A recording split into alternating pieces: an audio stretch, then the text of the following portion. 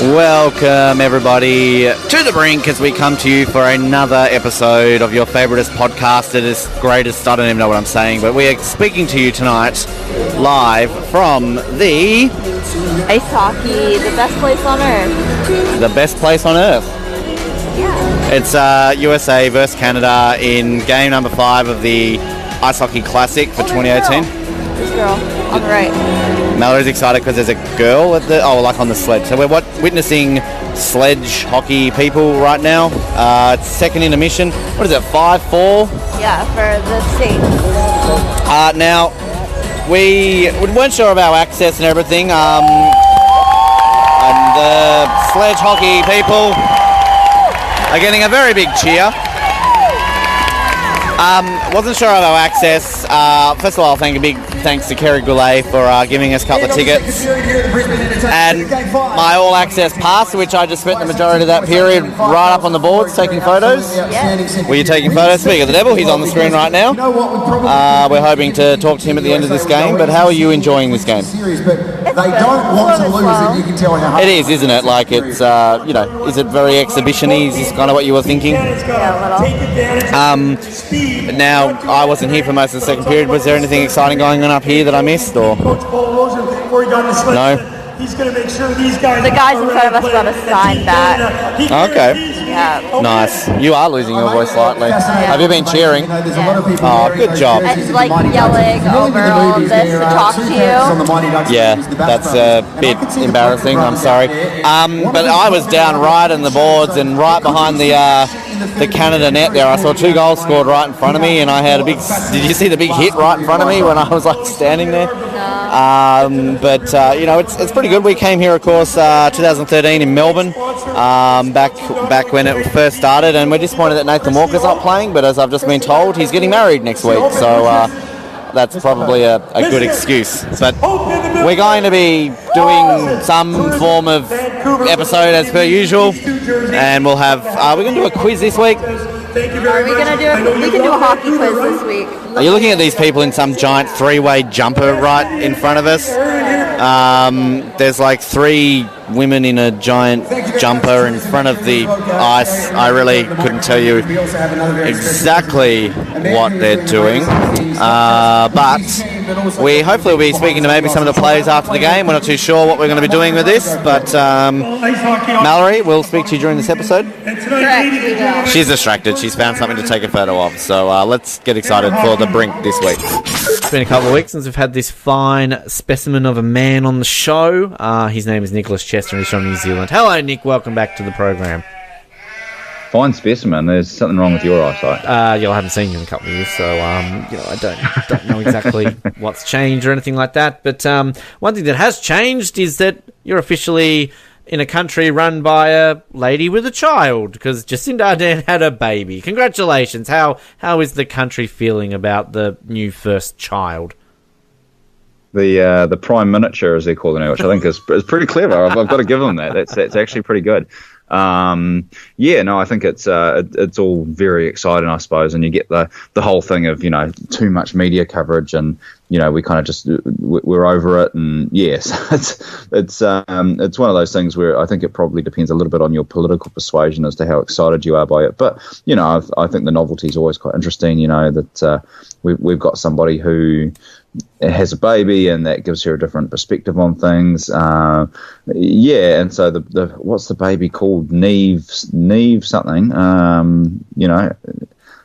Neve Te Aroha, which is Te Aroha is the town where her family lives. So there's a reason for that second name. So it's all very cool. We've got an acting prime minister while she's on maternity leave for 6 weeks. So.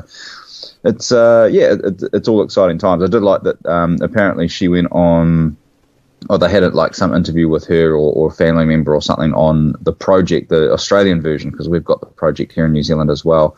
And they made some joke about basically that in no time they'll be mocking the baby's accent and then claiming her as their own. So I thought that was pretty good, pretty standard Australian. Yeah, pretty much. And also the one thing that I saw hitting the news over here was her partner's dad cardigan, which seems to be getting a little bit of attention. Is that making waves over that side of the Tasman? Yeah, it is. They've been talking about his fashion. It's it's not something that I overly worry about too much. Clark Gayford's a bit of an interesting one. He seems to be he's probably like a bit of a Michelle Obama, or potentially even Melania Trump, that kind of gets picked on a little bit more than he probably really deserves. He's just a guy. I don't think I think the other side try to make him out that he's trying to steal his partner's limelight, but I've never really felt that way. I think they try and make something out of nothing, really. And I'm reading he's a TV host, is he? Or is he's got something himself? Yeah, he's got like a fishing show. He used to host some other TV show. Or no, he used to be a radio host, I think. But he's got like a fishing TV show. But yeah, he's going to be a stay-at-home dad for a while. So yeah, no, that's been really interesting. It's quite funny because while Jacinda's on maternity leave, obviously we've got Winston Peters standing in as our Prime Minister, and basically the Prime Minister has like a weekly slot on the morning TV show here at 6 a.m. or whatever it is, and there was a bit of a miscommunication, and he missed his time slot, and basically the presenter of the show took it upon himself to ban Winston Peters from being on the show while he's acting Prime Minister. So is that guy the glasses guy who came and did a show over here and then wasn't successful? No, different guy. But basically Winston's gone, oh, well, if you don't want me on your show, I'm going to go on the Australian breakfast show. So apparently he's now just doing a piece on one of the Australian breakfast shows. I don't know which one, but Winston is kind of our Donald Trump, except I dare say he's probably a little bit smarter. And he doesn't take shit from anybody though, and he's pretty good at playing the media. So I think that the media have just got egg on their face with Winston. So it's going to be a fun kind of 6 weeks while Jacinda's out doing the baby thing, while we've got Winston in charge. That's is that the ultimate insult, to be like, well, fuck you, I'm going on Australian TV then? It's not like we're going to go on to the different, rival show in New Zealand. It's like, I'm going on Australian TV then. Yeah, it's pretty good. Now, I guess one thing we talk about, and we'll date this segment, and we'll mention when we are doing this at the World Cup. We are recording this segment basically with 1 day left of the round of 16. So realise by the time this airs that this conversation will sort of be irrelevant, because we will know, I think, even our semi-final makeups by the time this episode airs on Monday. But right now, Nick, how's the World Cup been sitting in the Chester household? I think it's been a very entertaining one. It's had a lot of upsets. I'm still crying over Germany not making it, but let's not start on that. But it's been a very entertaining World Cup. Yeah, it's been an awesome World Cup. It's just every time you think you've seen the last amazing game, there's another amazing game. It's pretty incredible. There's only been one game that's been 0-0. It's every game's kind of had these twists and turns, and obviously the one that was this morning was the Japan versus Belgium game, which was pretty amazing. And yeah, I think the only people in this household who are looking forward to it being over are actually my dogs, because every time I yell up and get all excited because there's been a goal scored, they kind of run around the house wondering what the hell's wrong with me. So yeah, I think they'll be pleased when it's over. But for me, it's all going by far too quickly. Yeah, well, I mean, by the time this airs, as I said, I think we would have officially almost crossed the semi-final matchup. We're about to play the semi-finals. So when this airs this coming Monday, when people are listening to this, the final is less than a week away. But, I mean, what are your thoughts on now? I mean, I think you predicted Germany to win it, which obviously is not going to happen. But, we've only got one side of the draw, which we've got one winner in it, and that had been England. And, of course, everyone's talking about how they're finally going to have a really good chance here. But if Colombia are to beat them, we're going to have a first-time finalist. And then on the other side of the draw, we've got 3 countries who have won it before, and we've got Belgium, who obviously are in pretty good form. So where's your head at right now? I mean, if you had to make a prediction, how do you think the rest of this tournament's going to play out? Well, I think I'm the kind of romantic in me hopes that it's anybody but Brazil, and which is weird to say because Brazil are always that team that everybody kind of loves because they play great football, and that's the thing. They've been playing like really boring football, like just really clinical, defensive football, getting the job done, and it's been a bit boring when all these other games around them have been pretty amazing. So I'd like to see anybody but Brazil kind of win it, if I'm being totally honest. But yeah, I mean, it would be great to see a first-time finalist make it, whether that's Belgium or maybe Croatia or somebody like that. But if I really had to put a bet on it, I have put a bet on it, and I put money on Belgium. But I think at the moment, if I was looking at it, probably the smart money's on Brazil, which is a little bit of a boring answer, I guess. Well, I think it's interesting that even you look at the bottom half of the draw where, England are in there and we know they've won it. But, I mean, even if they did make the final, you kind of would feel like they're first-time finalists because they've only made one final which they won. And that was over 50 years ago. I mean, obviously, Uruguay, you can kind of put in the same category there because, they won it like 1950, I think, was the last time they won it. So, even on that side of things, people often forget Uruguay are two-time winners of the World Cup. So, even if you had a Uruguay-England final, which, I mean, again, it's not out of the realms of possibility, but probably isn't the highest chance, it even then would feel like it would be a sort of a fresh winner coming out of it. Yeah, for sure. It would, it'd be interesting if it was somebody new and different. And I think that's the excitement now, is that we're definitely going to see at least one finalist that we didn't expect. Even, I don't think anybody expected England to make it. So whether it's Croatia, Russia, Sweden, Switzerland, Colombia, or England, those are an unlikely group to kind of be making up one side of the draw. So I think we're going to have an unexpected finalist, and football's a funny game that anybody can win on the day when the right conditions present themselves. So I think anybody who's still in this tournament is in with a fighting shot. And how much does New Zealand give a shit about this? I always like to ask you about this, but even the pointier end, is this now a thing where the country is starting to get a little bit more interested? Because I remember pre-2006, before Australia sort of broke the drought, I remember 2002 and 98 that Australia still kind of it was big news over here. People were still following it. It just obviously wasn't as big when Australia's in it, but it's still obviously the biggest sporting event in the world. So are New Zealanders getting behind it? Look, it might as well be 1970 over here, and that basically if you like soccer, then there's something wrong with you, because that's a game for girls and they all fall over the minute somebody touches them, which you've got to be a hard man who likes rugby and seeing guys get their testicles ripped out, and so basically nobody really seems to care all that much. I've got a really good office pool going, so we're kind of talking about it non-stop at work, which is great, but I think in the kind of general discourse around the country, it's not something that people are thinking about all that much. It's all about the All Blacks or whatever, so it's a little bit disappointing, but if the All Whites were in it, it would be a different story. They're not, so yeah, it's just it's unfortunate, but nobody's going to stop me from having a good time and enjoying it. Maybe your dogs will, because again, they're getting a bit shitty with things how they are going at the moment. But yeah. Nick, it's always a pleasure. We'll get you on again next week and perhaps give a bit of a preview of the final and talk about that, which again will be dated by then. But who cares? We like to talk about it. But it's always a pleasure. Thank you for joining us on The Brink. It is always a pleasure. You're right. I just wanted to come on just so we can hear this, and Mallory's actually dancing. Hi, what did you think I was doing? I had no idea. Canada are now leading, is it 8-5? Yeah. Good reading. They've just scored like about 2 goals in the last 30 seconds. But that's the goal song is Chelsea Dagger, because Chelsea, yeah.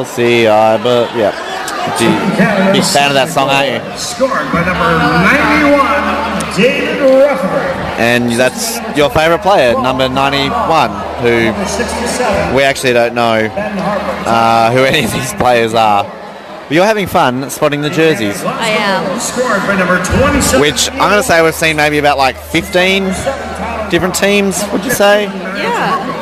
At least half the NHL, so... I'd say more than that, actually. Yeah.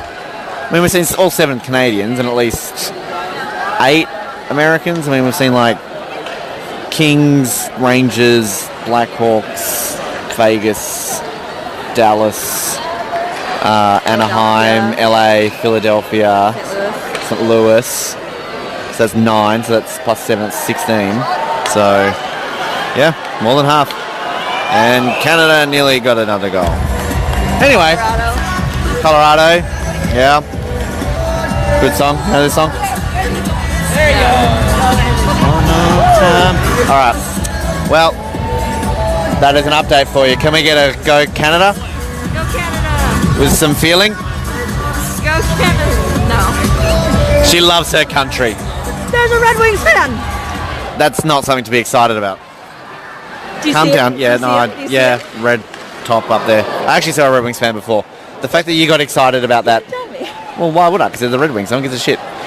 Actually, I saw a Lightning fan too. So that's what. Two worst teams in the NHL. Anyway, let's see if Canada get a goal here. No. All right. Oh well. The end. So we've made our way out here onto the ice and managed to find one of the legends of sledge hockey in Canada, Paul Rosen, Olympic gold medalist from 2006. Paul, thank you for joining me here today, first of all. Thank you. It's an absolute honour.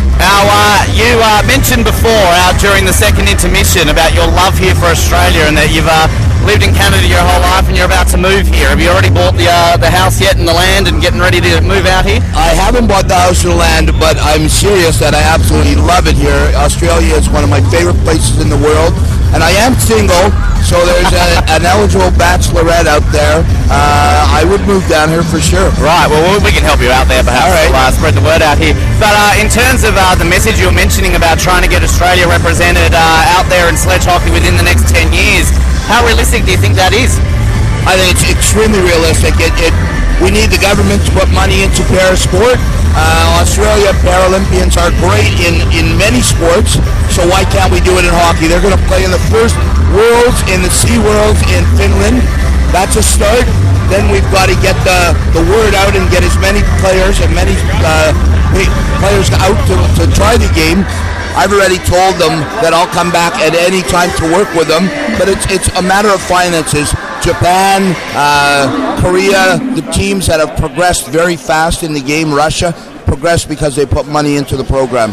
Hopefully, with the 3 sleds that we gave tonight from Parasport Ontario, that's a start. And I mean, the turnout here in Brisbane alone is fantastic. We heard the numbers Kerry was mentioning for all the turnouts for all these games. I mean, it certainly is a sport that Australians are getting behind. So it sounds like if we can get some of that money out there, then definitely we can be represented. Well, I think Australians love contact sport, right?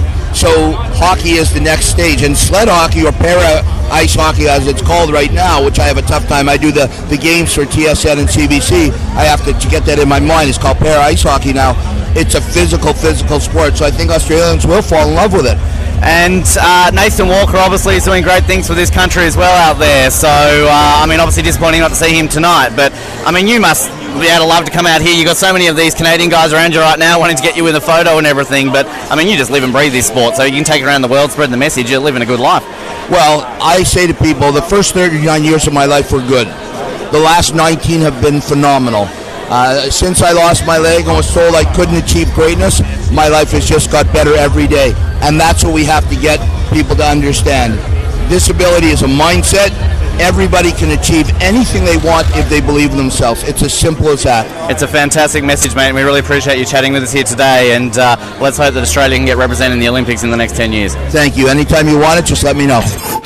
We're here with Team Canada captain Nolan Yonkman. Nolan, mate, thanks very much for joining us. How's this whole tour been for you, being out here travelling Australia, New Zealand? Oh, it's absolutely great. I love always coming here to Brisbane, and we always seem to have good games, Team Canada here. We just couldn't win it tonight, but you know what, the series was awesome. It's too bad the Wellington game, all the Australian crowd. Phone happened to die on the other one, so I'm just switching over here. I mean, it's great to spread this sport here in Australia and New Zealand too. Obviously, with Nathan Walker effect has been good for this sport, but I mean, do you think games like this need to continue to really help spread this to the level of what you guys are used to in Canada and this side of the world? I hope so. I think it brings the game over here, which is a great thing, and it gets more people watching hockey. And you know what, maybe the NHL will be able to come over here and have some exhibition games, or maybe a regular season game. And you know what, maybe there's a little bit of a Nathan Walker that watched us that gets involved in hockey, and 20 years from now he's playing in the NHL too. So you know what, it can only help the game of hockey and raise awareness for concussions here, and having the game a safe game, and because it is fast, but if played properly, it's a great game. I already saw a couple of people coming up to you asking you, going, why didn't you guys fight? Why didn't you guys fight? I mean, you have a bit of fun out there at the same time, but you obviously don't want to go out and swallow all those pretty faces afterwards, do you? No, it is about concussion awareness, and fighting only raises that. So we want to play hard, and we play to entertain, but we also want to keep it safe that way. So you know what, if it gets the fans entertained, and you know what, so be it. But you know what, I made a good living off of fighting, so I can't too bad. And how do you like this sort of post-game here? I mean, I've been waiting here to chat with you. You've got such a queue of people wanting to line up and get the photos. You must love this attention. Yeah, I do. It's absolutely great. I think that having these fans come out and getting them a chance to meet us one-on-one is something that's awesome. Perfect. Well, thanks very much for your time to chat, mate, and best of luck with everything, and hope we'll see you in Australia again soon. Yeah, no worries, my man. Thank you. I'm here with the absolute star of the show, Mr. Kerry Goulet. Kerry, welcome back to the Brink, mate. It's been a couple of years, but this thing is going bigger and better every time I come to one. Yeah, well, thank you. Thank you for the compliment. The star of the show. Not really, you know, there's so many people behind the scenes. I just get lucky because I can be in front of everybody waving and doing the things I love. You know, I love the game. I'm passionate about it. I played it for 16 years over in Europe. I got the opportunity to play in front of large crowds like this. And listen, people actually came to watch me play and paid money to do something that I'd love and I would do for free, and I'd love to go back. We all miss the game so much, so I'm honored. I'm absolutely honored that I'm able to do what I do, help players through dark times, obviously with concussions, as you know, but also to see the incredible inclusion now, boys, women, children, in a chair, out of a chair. You know, Josh, tonight you saw that. It's marvelous. Ice hockey is a family. I travel the world. I meet people all over the place. I can meet my buddy that I hadn't seen in 30 years in Germany. We sit down. It's like we never left each other. So hockey's a great family, and we're really, really honored to be here in Brisbane. I love following you on social media because it really does seem like with your Stop Concussions that you are constantly on the road. I mean, how is that message going with it? I know when we spoke to you, I think when this first started back in 2013, you know, you were spreading that, but it just seems to be going into bigger and better things and really spreading that message. Has it? You seen the statistics, the numbers out there with what you guys are doing out there that it is improving? Yeah, you know, it's always interesting to understand statistics. We know it's getting better. Just for the simple fact there's so much awareness and so many people understand now that this injury is real. It's dark. It's somewhere, if you go down the path of concussion, which I have, I've lived through the anxiety, I've lived through the depression, the suicidal thoughts. So I've been there, and I understand that we need to change the culture. We need to change our mindset. We want our kids. God gave us the kids' brains. They're the most precious thing that God has given us. We have to protect it as the adults. So that's what I've seen in the last, I would say, 3 years. I've seen a tremendous change of attitude. People understand, if I keep hitting you in the head with my elbow, eventually I'm going to hurt your head, or it certainly hurt my elbow. So we've got to stop that. We've got to pay more attention, be more respectful, and make sure we take care of ourselves first and then take care of people around us. The fans here too, absolutely incredible. I think I counted about 26 different NHL jerseys alone alongside the USA and Canada ones. Yeah. I mean, what do you put that down to? Is it the Nathan Walker effect? Is it what you guys started here a few years ago? Because, I mean, this sport just seems to grow and grow in this country. Yeah. No, you know what? I think the IHA with Clive Conley and Andrew McDowell have done a great job, building from the bottom up. You need it. The problem that we have in this country is you've got great athletes. Ice hockey is very fluid. It's almost like AFL, where the athletes are pretty much the same physique, and they play hard and they play fair. And what we're seeing is we need infrastructure. If you don't have infrastructure, if you don't have more rinks, if you don't have opportunities to get these many people to come, I've heard about 70% of the first ice hockey game they've ever. We hope that this is a legacy.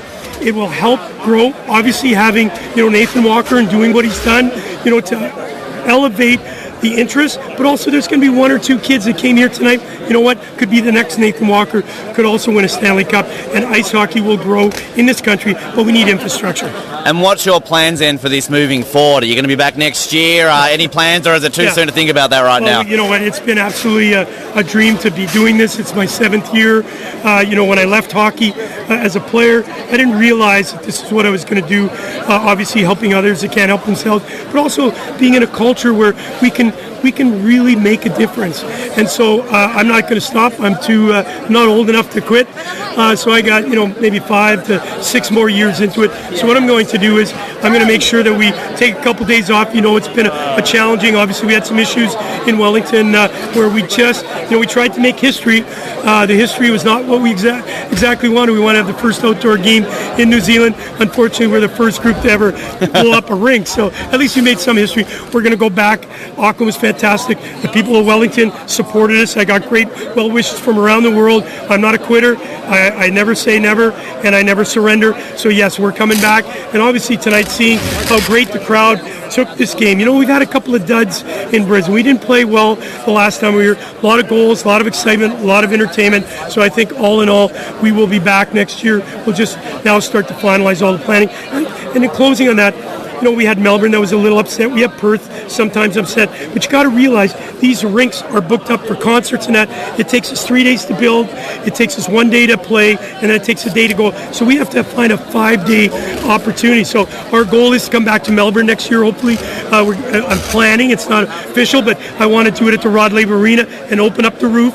And so if it does rain or wind like Wellington, we can close it. So that's one of my dreams. Obviously, tonight to see in Brisbane, we want to come back here. It's been a great city to us. Obviously, Sydney's always on the map. And I'm thinking of doing something different. Well, I'll interrupt you and say, as a Tasmanian, we've got a couple of good venues down there, mate, and they're never being used. So go for town. All right. So here's what I'd say. You keep helping me. I know you've always wanted to do it. I want to see a Tasmanian Devil live. I went to New Zealand, never saw a kiwi bird. So what I wanted, and I saw a koala last trip running down the street in the sunlight. So now my goal is to either see a kiwi bird, which is really tough, but I'll come down to Tasmania to see my favorite cartoon character. We will help you out. Devil. We'll have it, You Kerry. keep doing that, we'll make sure we get it done. Mate, you're doing great things for this sport in this country, and we really appreciate your time and everything you've done for us here to hook us up with some access, mate. So thank you very much. Keep up the good work. Shooey. Shoot. She's making me sing. Do up. Shoo up. Do up. Do up. Chew up. You don't need to put the microphone in my mouth. I've got a microphone next to me right here. Do whopper shooby dooby dooby puby Ruby da dooby looby looby crooby. That's how the song goes, right? No. We are going to... No, you're not going to hurt my eye. I have a goopy stuff in my eye. Thank you for that. We are going to do a quiz right now. Did you not find me a quiz? It's lost. I threw your phone at you. It's like right next to you. You shoob up a doobie. Yeah, well, that's all it takes sometimes to be a person of interest. I just had a sip of coffee because this is a professional podcast. What are such quizzes that such person is going to such well answer? Well, there's the hockey quiz. Can I just point out a thing that I think you've turned the microphone off? Try that again. There's the hockey quiz. This is such a great podcast. Or the NHL goalie quiz. How That's well lovely. do you know the NHL? Let's go Name with how. the NHL team. Name the NHL team. Okay, there's 30 questions, so they're missing a team. Probably done before Vegas came into the competition. All right. Starting with the Western Conference, Anaheim. Anaheim Ducks. This is going to be really easy. Is this literally just name the mascot? Yeah, Calgary. Oh, Flames. This is too easy. We're not doing this quiz. All right. How well do you know the NHL? Isn't that a thing? No. Yeah. Shoo up a dooey doopy dooby booby booby booby boopy booby booby. How many NHL active teams are there? Well, there's 31, but this could be before the Vegas Golden Knights, so I'll just say it's 30 on that one. This was developed on May 24th this year. Oh, okay, there's 31. Shoo up. How old is the NHL as of 2018? Oh, didn't they just have the 150th or the 200th or the 100th? 101?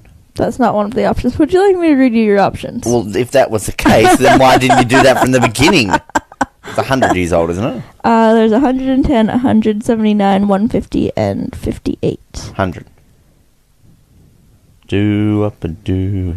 All right. Which trophy? I don't know. Which trophy is awarded to the top defenseman of the year? Can you say that again into the microphone? Which trophy is awarded to the top defenseman of the year?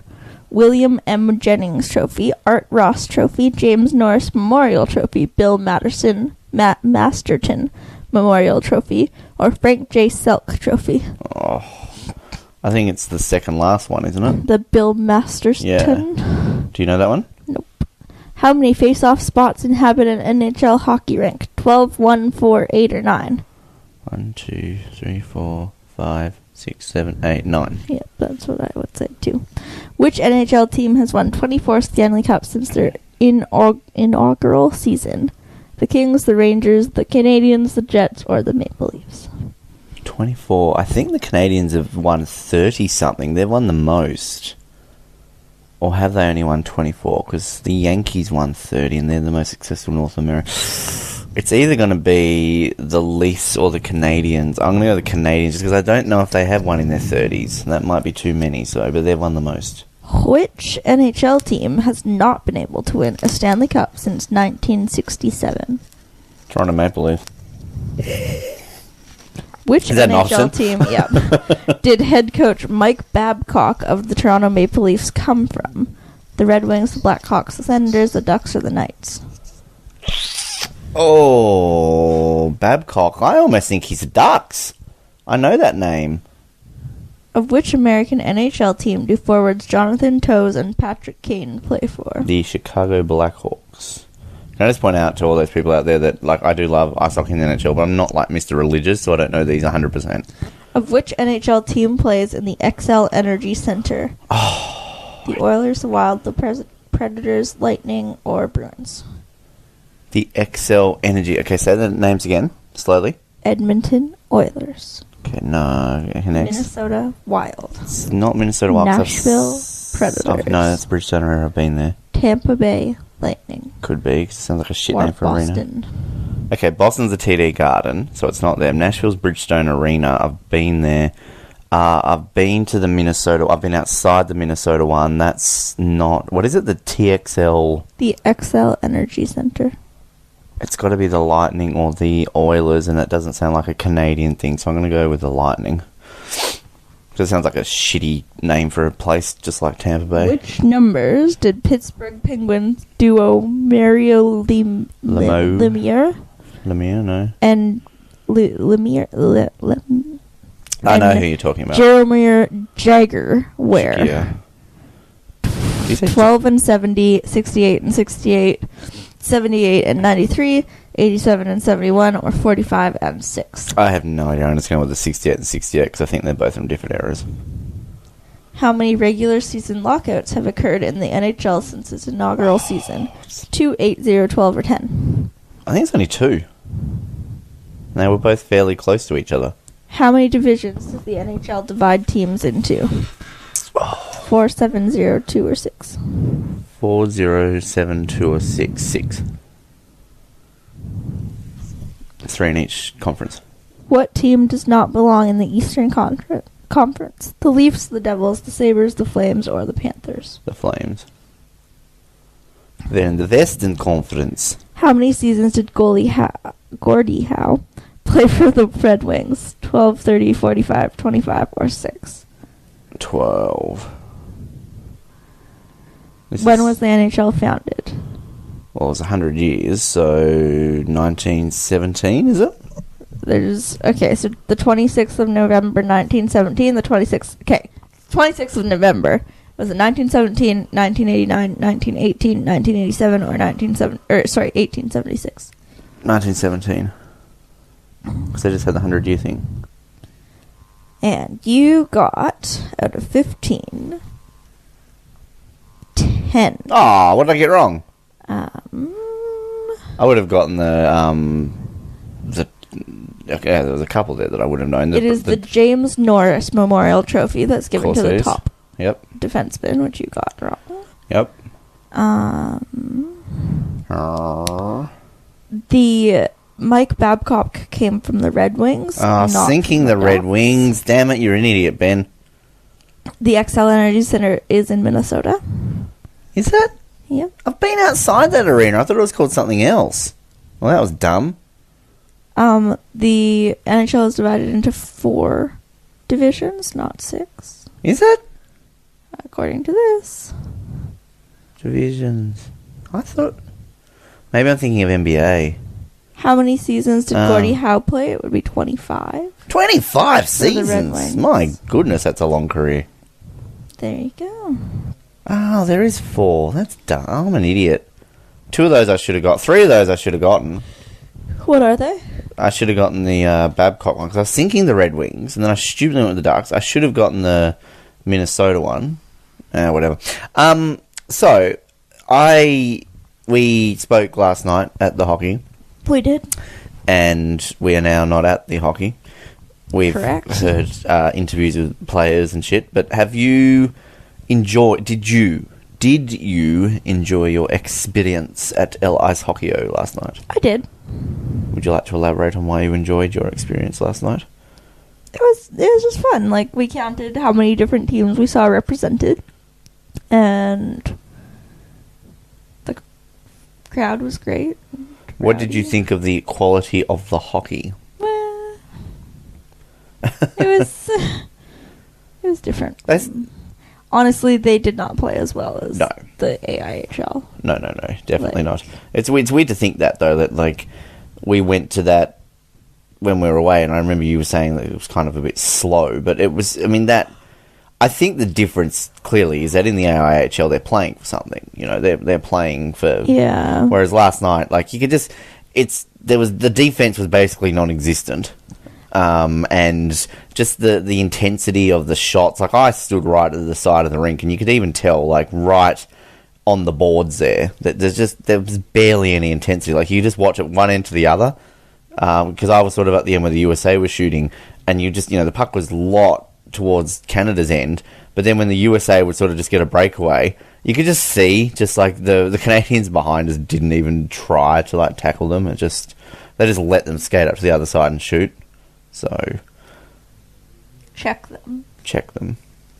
And I think I watched the crowd more than I watched the game, to be completely honest. Which is entertaining in some aspects, because a large majority of the people in that crowd, I shouldn't say a large majority because there was lots of people in hockey gear, but a portion of the crowd never would have seen that before. So, I mean, to them, this is their first experience of this live. So, it's good to get exposure, but at the same time, it's also, you don't want them to think that's what the sport is. Like, if they go to Canada and watch an NHL game, they're like, holy fuck, what the hell is this? This isn't what I saw in Australia. Yes, true. Yeah, we had a father and a son sitting to our left, and I talked to them for a little bit, and it was their second game ever that they'd seen, so. And that little kid, he got into it. It was really sweet. He did, yes. But, I mean, I think we counted 26 different jerseys from the NHL. Yes. Which is pretty crazy to think. And, I mean, a lot of those people probably were expat Americans, Canadians, or... Yeah. I mean, we know that a lot of people do support it in this country. I mean, out of the 4 major leagues in North America, it's the least spectated in this country. And it's also, I mean, in North America, particularly America, it's the least popular of the 4 sports. I mean, obviously that's different in Canada. That's your main sport. The 4 sport. sports are hockey, baseball, soccer, and football. No. Basketball. The 4 major professional leagues: hockey, basketball, NFL, baseball, and football. I mean, they try, like, the MLS, the soccer is kind of a half tier, but, like, that's not quite the numbers up there to make it 5. It's rapidly growing. That's the most growth in terms of, like, expansion. Like, every year they're basically including new teams. But, I mean, in terms of revenue and viewership, like, NFL is by far number 1. And then even, like, surprisingly, I think baseball, I mean, that's America's national pastime. But I think, because I think you look at it too on the games played. I mean, baseball's ridiculous. They have those mini series. Like, they'll play a game on Monday, Tuesday, Wednesday, and Thursday. And then they'll go off, have, 2 days off and go to another city and play Monday, Tuesday, Wednesday. They play, 140 games in a season. And what NHL and basketball play 80 in a season, and the NFL only play 20 in a season. So, I mean, that's ridiculous. 140 games in a season. It's baseball. It's not very athletic. No disrespect to our baseball aficionados. Do you like baseball? I played ball. You played softball. Yeah. Which is kind of similar. But you've been to, did you go to a Blue Jays game? Not in Toronto, but I have been to more than one Blue Jays game. But you go see them in like Seattle and that, don't you? And didn't you go to one in San Francisco? Yeah, I've seen Oakland play against... I honestly don't remember who they were playing against. I've seen the San Francisco Giants play the Arizona, not the Burps. Are they the Arizona Cardinals? Yes. No. They're the Arizona... No, they're not the Cardinals. The Arizona Diamondbacks. Yes. And then I saw, the San Diego Padres play the then reigning champion Chicago Cubs, which was quite an interesting thing to see. I was disappointed. I have a friend who was drafted to the Cubs. I think you told me that. I go for the White Sox, the other Chicago team, and when I was in Minnesota, we went to see the Timberwolves, the NBA team, I think we saw them play the New Orleans Pelicans, the worst mascot in North American sport. But where the Target Center is in downtown Minneapolis, directly opposite is the baseball stadium.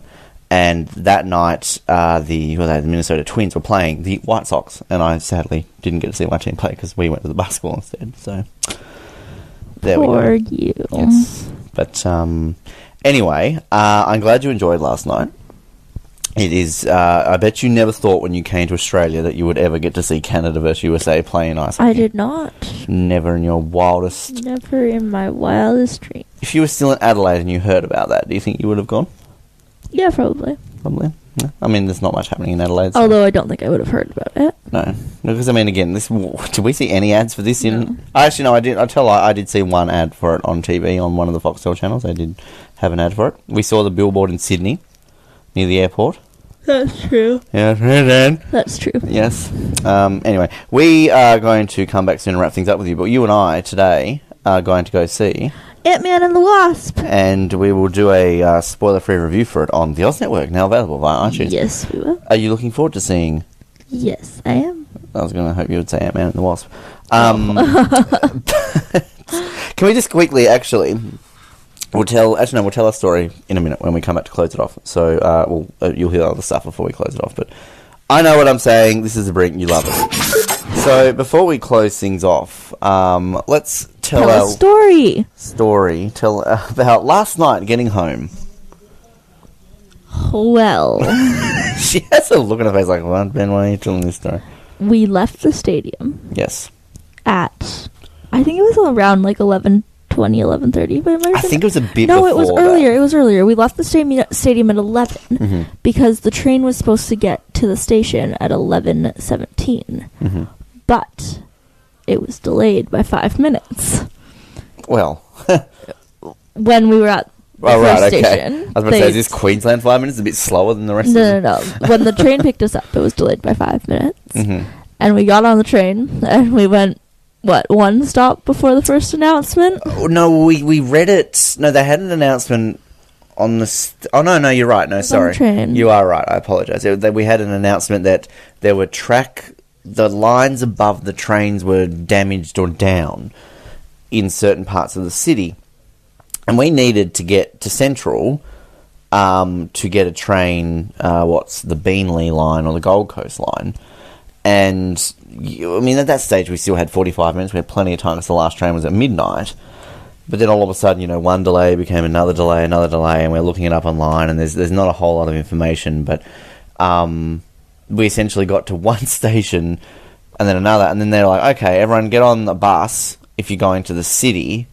And then we said, and then we heard an announcement about Beenleigh, and I said, did I hear you mention something about Beenleigh? And they're like, yes, go to South Brisbane. There will be a bus to take you to Beenleigh, when our stop is on the way to Beenleigh. So we got on this bus. We thought, we're just a short ride. Didn't expect to be on this bus for another 2 hours.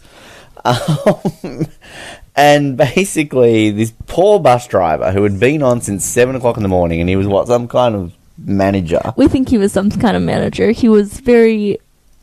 he was organizing the other buses over the radio, basically. It's very authoritative, but in a calmly manner.